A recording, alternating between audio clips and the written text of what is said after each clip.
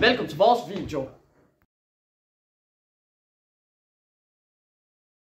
Mit navn er Connor, og vi skal interviewe nogle 6. klasser.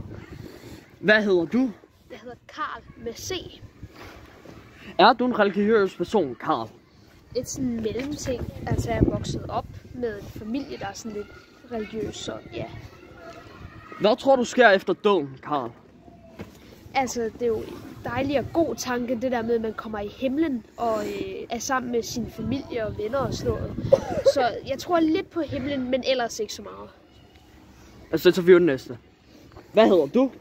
Jeg hedder Frans med Z. Er du en religiøs person, Frans?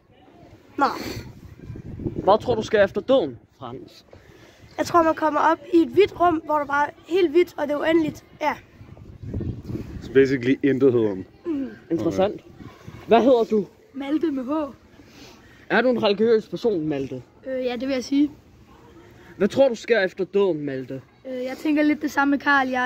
Jeg tror, man kommer op i himlen, fordi det er en god tanke, men jeg kan godt være lidt i tvivl nogle gange. Tusind tak for jeres hjælp, og jeg håber, I har en god dag.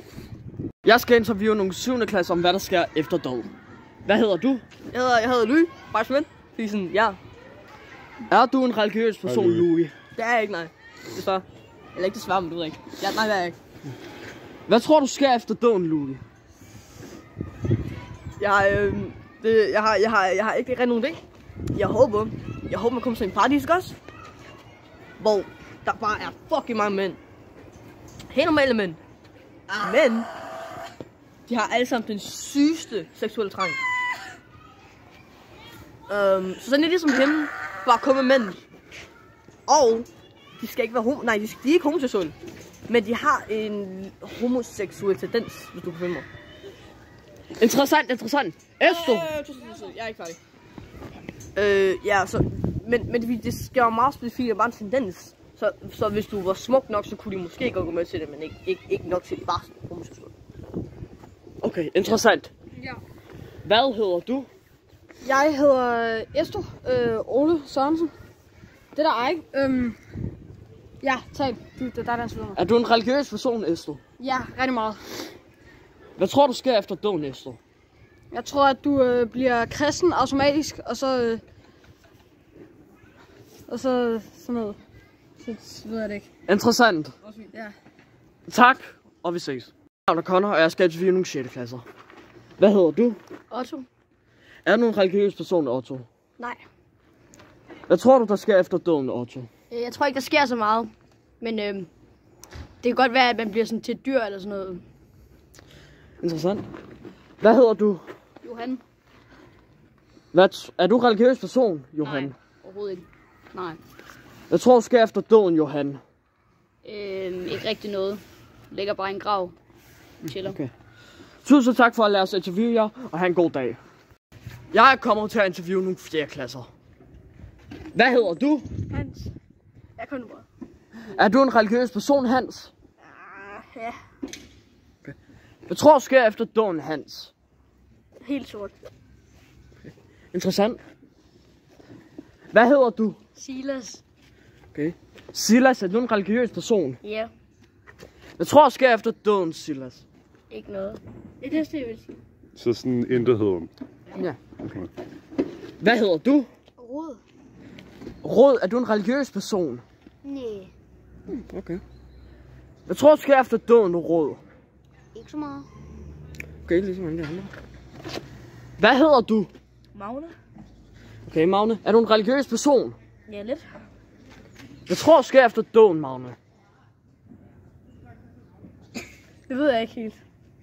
Okay. Det er lidt svært. Så du er sådan lidt usikker på, hvad du tror på? Ja. Okay. Tusind tak for at lade os interviewe jer, og have en god dag. Connor, og jeg skal interviewe Peter. Hej Peter. Goddag. Er du en religiøs person, Peter? Det vil jeg ikke sige. Ja, det er nej, ikke specielt. Okay. Hvad tror du, der sker efter døden, Peter? Jeg tænker, at der bliver slukket for en kontakt, og så bliver der mørkt. Tror jeg. Sådan tak. Tusind tak for at lade os interviewe dig, og håber du har en god dag. I lige måde. Jeg er Connor, og jeg skal interviewe en vikar. Hvad hedder du? Jeg hedder Morten. Er du en religiøs person, Morten? Ikke i traditionel forstand, men jeg er meget spirituelt orienteret. Jeg tror, du sker efter døden, Morten. Der er ikke nogen, der ved det. Altså, jeg ved, de store religioner, jødedommen går ikke så meget op i liv efter døden. De går mere op i liv, mens du er levende.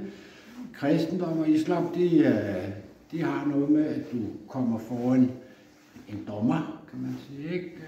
Og hvis du har været god, kommer du i himlen. Hvis du er dårlig, kommer du i helvede.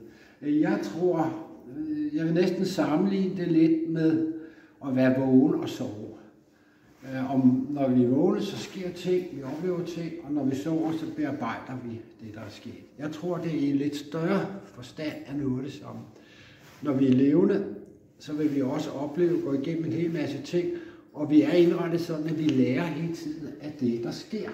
Og så tror jeg, at når vi dør, så rører vi over på den anden side, og der vil vi revidere, eller reflektere, eller gennemgå det liv, vi har levet, og så vil vi vælge nogle omstændigheder, som er de bedste for de næste skridt i vores udvikling.